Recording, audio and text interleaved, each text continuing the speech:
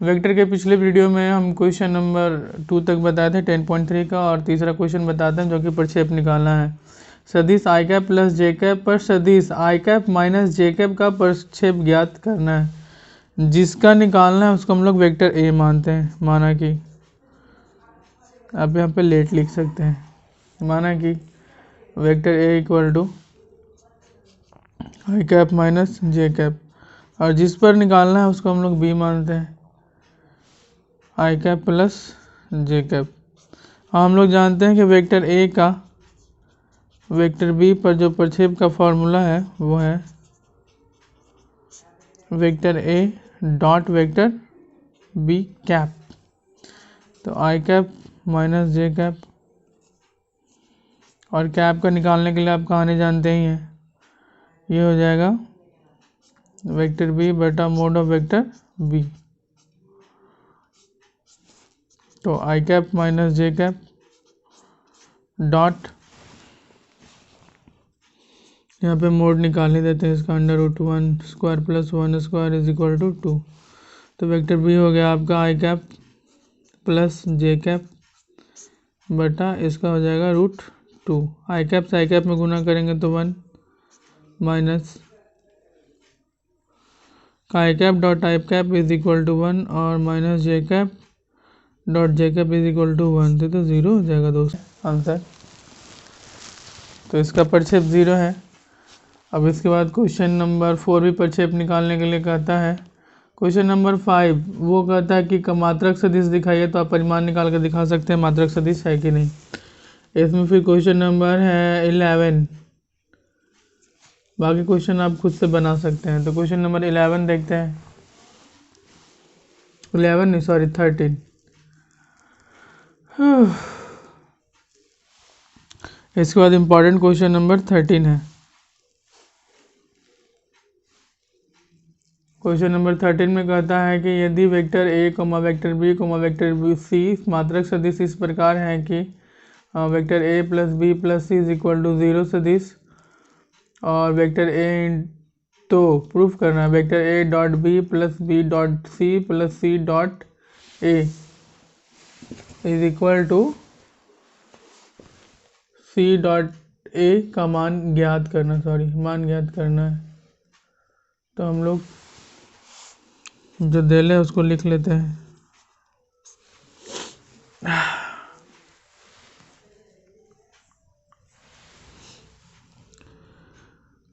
Vector A का mode बराबर vector B का मोड बराबर वेक्टर सी का मोड, तीनों के तीनों मात्रक सदिश है, तो इसका मान कितना होगा 1।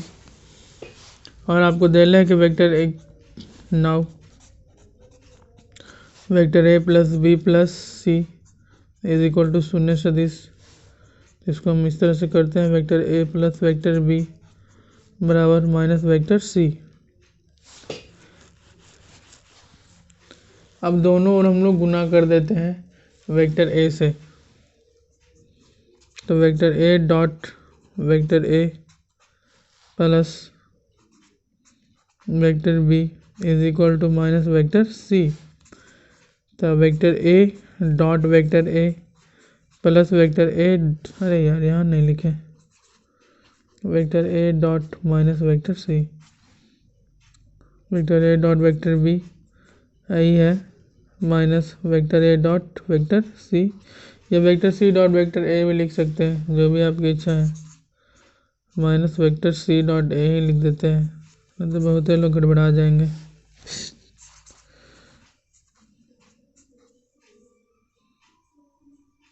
आपको हम बताए थे कि इसमें चिन्ह का कोई प्रॉब्लम नहीं है, क्योंकि इसमें कोई दिशा नहीं होता है। तो वेक्टर ए डॉट ए यानी कि ए का स्क्वायर मोड ऑफ ए का स्क्वायर कर देते हैं, और यहाँ पे vector A dot vector B बराबर minus vector C dot vector A. इसका मान होता है कितना, मोड ए का मान होता है 1, तो 1 square plus vector A dot B बराबर minus C dot vector A. अब इसको इस साइड ले आते हैं, तो vector A dot B plus vector C dot A बराबर हो जाएगा -1। अब इसी तरह से आप निकाल सकते हैं इसी तरह से आप निकाल सकते हैं vector B dot C plus vector C dot vector A बराबर -1 एवं इसको आप 1 मान लीजिए, इसको 2। इसके अलावा आप निकाल सकते हैं बेसिस ये हो गया, और क्या होगा,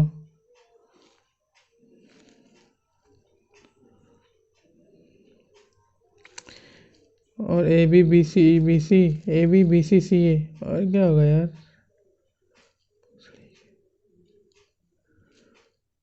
और फिर A B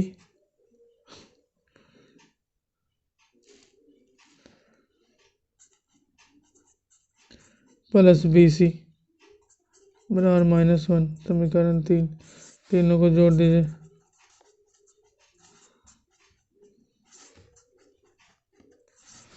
A dot B plus B dot C plus C dot A, दो हैं दोनों, तीनों -1 -1 तो A dot B plus B dot C plus C dot A बराबर -3/2। यही आंसर। अब हम लोग पढ़ेंगे सदिशों का सदिश गुणनफल, जो कि अगली क्लास में पढ़ेंगे। पिछले क्लास में हम लोग सदिशों का अदिश गुणनफल पढ़ लिए थे, तो इस क्लास में हम लोग पढ़ेंगे सदिशों का सदिश गुणनफल, और ये वेक्टर का लास्ट चैप्टर होगा। मल्टीप्लिकेशन ऑफ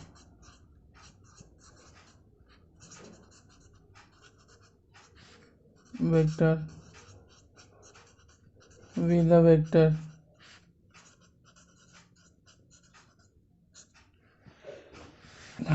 सदिशों का सदिशों से गुणनफल। अब यहाँ पे दो सदिश है, ये है वेक्टर ए और ये है वेक्टर बी। दोनों सदिश के बीच में एक कोण है, वो है थीटा। डॉट प्रोडक्ट के बारे में बताए थे, क्रॉस प्रोडक्ट के बारे में जानिए। तो ये है vector A cross vector B. इसका होता है ए का मोड इंटू बी का मोड इंटू साइन थीटा।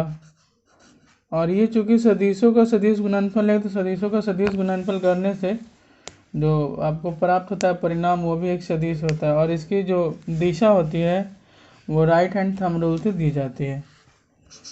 तो डायरेक्शन बताने के लिए आपके पास क्या है, राइट हैंड थंब रूल। इसको बताने के लिए आपको करना क्या है, यहाँ पे जिधर पहला सदिश है वहाँ पे एक हाथ को रख दीजिए और उस हाथ को मोड़िए दूसरे सदिश की ओर। जो थंब होगा उसे दिशा की ओर बताएगा। तो यानी कि जो इसका जो दिशा होगा ये ऊपर की ओर होगा या नीचे की ओर हो सकता है, लेकिन यहाँ पे ऊपर क्यों नहीं होगा, क्योंकि जो मेरा हाथ है इधर की ओर जा रहा था, अंगूठा बाहर की ओर निकल रहा है, तो इसलिए किधर होगा, ऊपर की ओर। एन कैप क्या बता रहा है, ये डायरेक्शन बताएगा। अब इसके इम्पोर्टेंट प्रॉपर्टीज है, उसको भी हम लोग देख लेते हैं। इसी जो दिशा होती है अभी बता किधर की होती है, बाहर की ओर लंबवत होती है। अब कुछ इसका इम्पोर्टेंट फैक्ट्स है, उसको भी हम लोग देख लेते हैं। फैक्ट्स, पहला है कि vector A cross B is equal to, अगर आप A cross vector B cross vector B लिखते हैं तो ये क्या है, गलत है। क्योंकि vector A cross B A से बी की ओर ऊपर की ओर निकालेंगे, लेकिन जैसे ही वेक्टर बी क्रॉस बी होगा तो इधर की ओर होगा ये, और ये हाथ कहाँ जाएगा, नीचे जाएगा। तो इस चलते क्या है, गलत है। अगर आपको वेक्टर ए क्रॉस बी बराबर इसी को लिखना है तो आप minus vector B cross vector A लिख सकते हैं। नंबर 2 है कि जो थीटा का जो मान है 0 से पाई के बीच ही लिया जाता है। नंबर 2 को यहाँ पे पॉइंट आप दे सकते हैं कि वेक्टर ए डॉट नहीं क्रॉस ही होगा, शून्य वेक्टर में आप गुना करेंगे तो आपको शून्य वेक्टर आएगा, लेकिन यहाँ पे क्या आएगा, वेक्टर ही आएगा, स्केलर नहीं होगा। आप इसकी मदद से साइन थीटा का मान निकाल सकते हैं। हाँ, तीसरा पॉइंट देखिएगा यहाँ पे, वेक्टर ए क्रॉस बी का मोड, तो ये होगा वेक्टर ए का मोड इंटू वेक्टर बी का mod sine theta into N cap का मोड, और इकाई सदिश का परिमाण कितना होता है, 1 होता है। तो vector A cross vector B का जो मोड होगा उसका मान हो जाएगा vector A mod into vector B mod into sine theta. तो यहाँ से आप चाहें तो साइन थीटा का आप मान निकाल सकते हैं, जो कि होगा vector A cross vector B का मोड बटा वेक्टर ए का मोड इंटू वेक्टर बी का मोड। और इसमें फिर इसका ज्यामितीय गुण भी होता है, ज्योमेट्रिकल।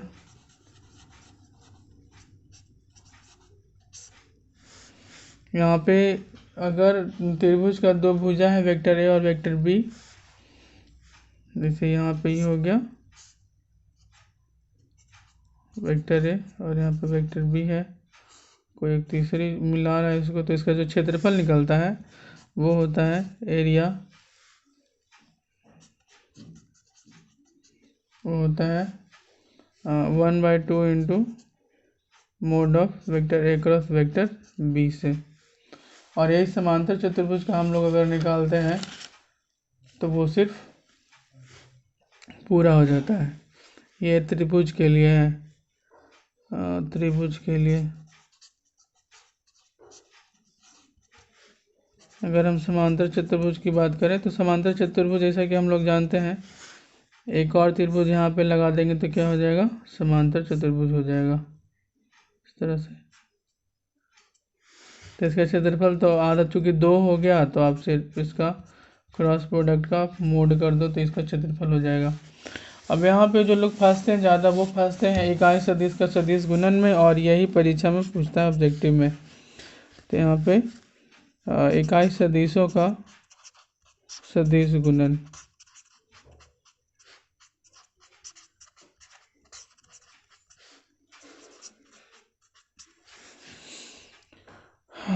अब सिमिलर में गुना करते हैं तो I cap cross I cap, तो आई कैप का मोड होता है I cap into I cap का mod into sine 0 degree N cap. तो साइन 0 का मान 0 होता है, यानी कि कुल कितना होगा, 0। इसी तरह से जे कैप क्रॉस जे कैप का मान करेंगे तो ये भी 0 आएगा, के कैप क्रॉस के कैप का मान करेंगे तो ये भी कितना आएगा, 0 आएगा। नंबर 2 इसमें आप कर सकते हैं कि जब अलग अलग करेंगे तो I cap cross J cap cross के कैप, या फिर आई कैप क्रॉस के कैप, फिर हो जाएगा के कैप क्रॉस जे कैप, और कोई है के कैप क्रॉस आई कैप।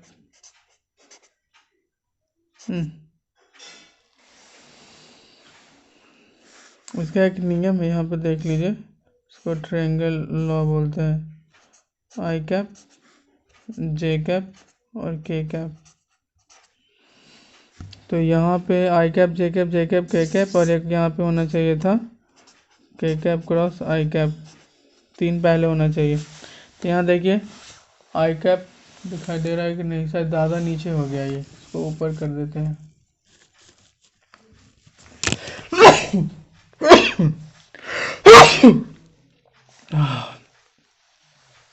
तो ये ट्रिंगल है, आई कैप जे कैप के कैप का ट्रिंगल है।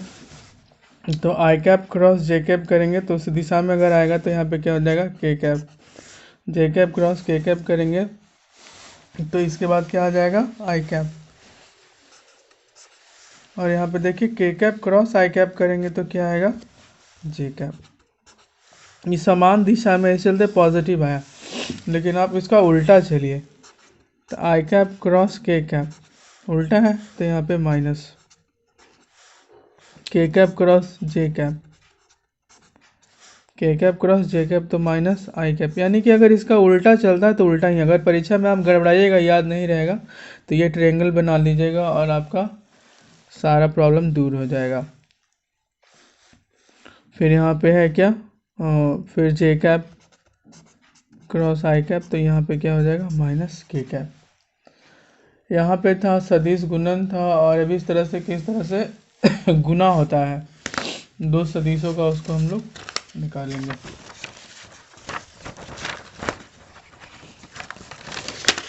एक बात अच्छा है कि आप लोग मैट्रिक्स पढ़ के ये पढ़ रहे हैं तो आप लोग के लिए ज़्यादा आसान हो जाएगा, ऐसा हम उम्मीद करते हैं।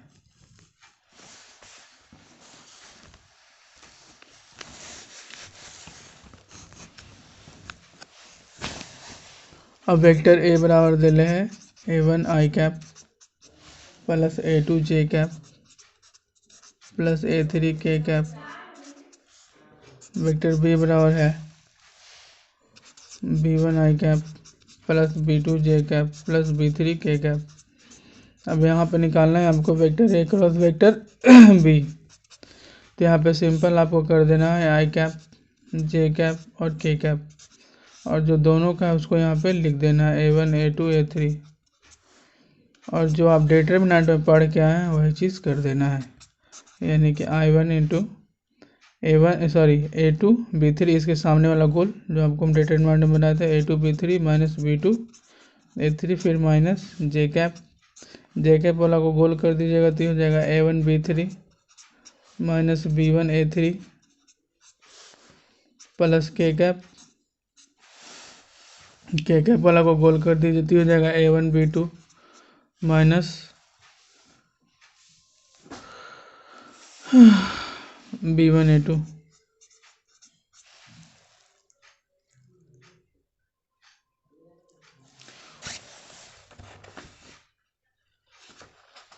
चलिए क्वेश्चन नंबर 1 करते हैं। एक्सरसाइज 10.4 मेरे ख्याल से पूरा आना होगा। एक्सरसाइज 10.4 क्वेश्चन नंबर 1 ए बराबर है I cap minus 7 J cap plus 7 के कैप,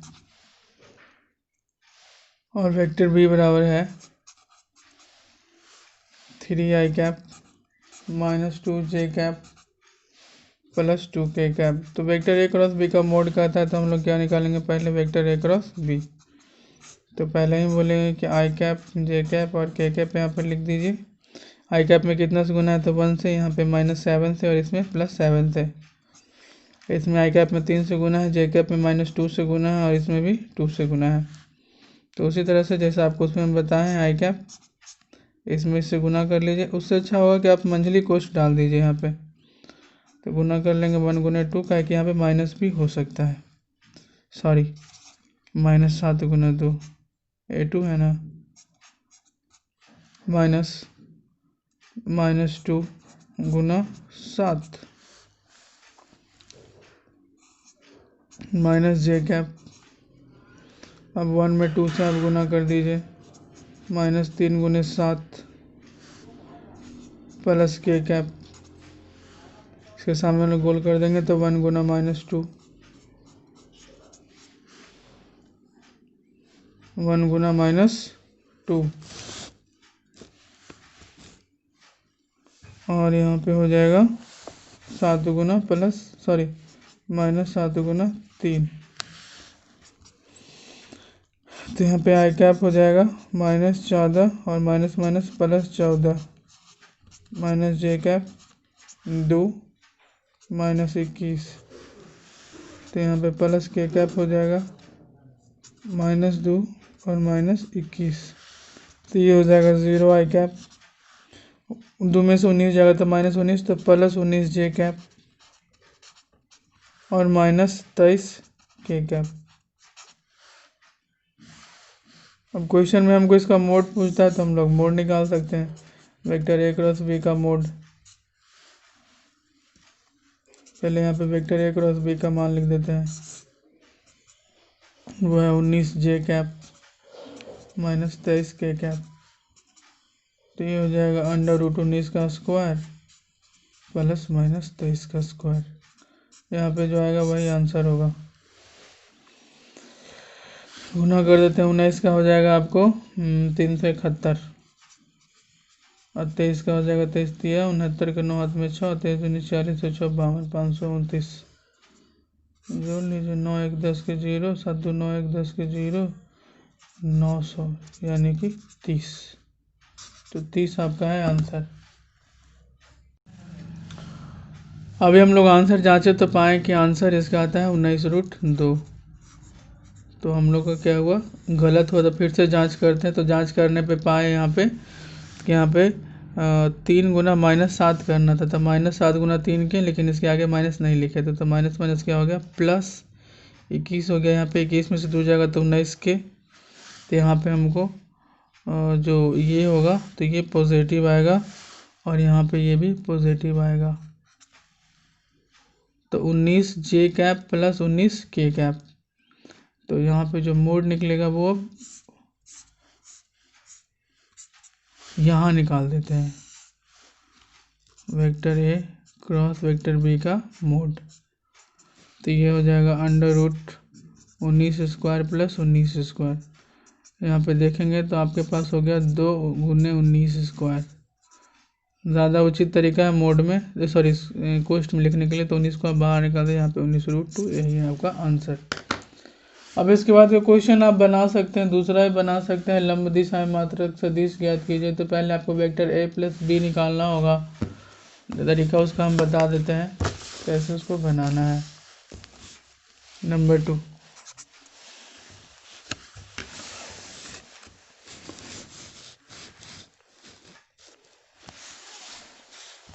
है वेक्टर a + b और इसका मात्रक दिशा मात्रक लंब दिशा में मात्रक सदिश निकालना था। और वेक्टर a - b है, पहले क्या कीजिएगा, अब वेक्टर c मान लीजिए जो इसके लंबवत दिशा में है, तो क्रॉस करने से निकालेगा। ठीक है, आपको पहले ये निकालना होगा और ये निकालना होगा, दोनों दिए हुए हैं। और इकाई सदिश निकालने के लिए आपको सी कैप चाहिए। तो वेक्टर सी निकाल के मोड ऑफ वेक्टर सी कर दीजिएगा, आंसर आ जाएगा।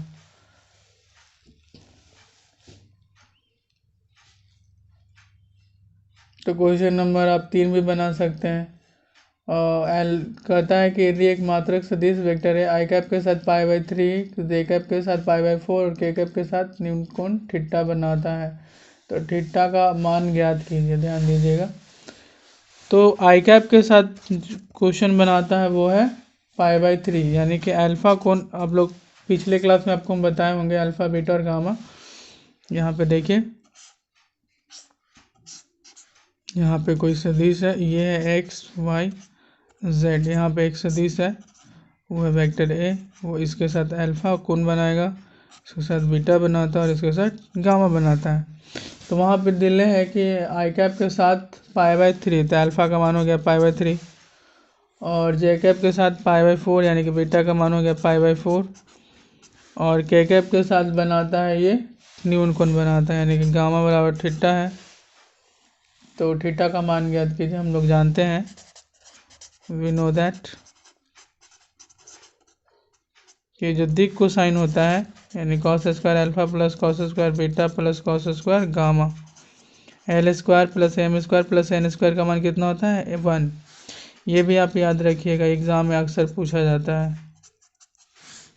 तो यहाँ पे cos² π/3 plus cos² π/4 plus cos² theta, इसका मान कितना है, 1। cos² π/3, तो cos π/3 cos 60 डिग्री का मान कितना होता है, 1/2, और इसका मान होता है 1/√2।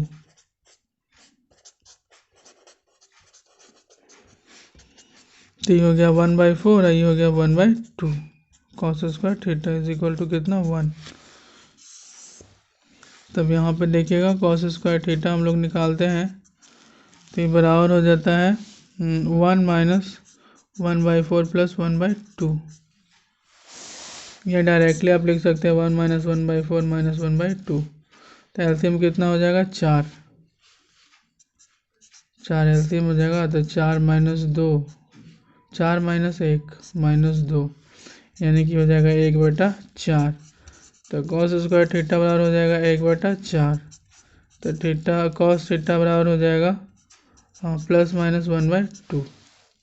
क्योंकि कोण यहाँ पे धनात्मक हम लोग लेंगे, तो cos थीटा बराबर 1/2 को हम लोग कंसीडर करेंगे। तो थीटा का मान कितना का मान होता है, cos 60 का मान होता है। तो थीटा बराबर हो जाएगा π/3। अब आंसर को मिला लिया जाए।